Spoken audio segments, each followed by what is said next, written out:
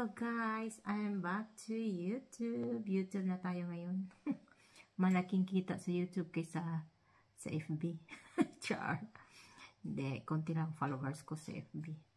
Tapos ang YouTube is hindi nakakapagod. Upload ka na ng upload. Ayan, may manonood pa rin kahit konting views lang. At least may kita.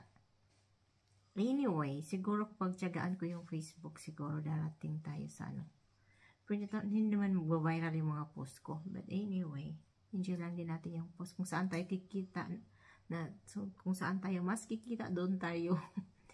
Ito guys, mag-edit ako ng mga pang-YouTube na videos ko ngayon para i-upload ko since my 2 days pa ako na day off. So, ayan. Happy 2025 guys. So, ayan. Follow na, subscribe na to my channel, Sparky Bing.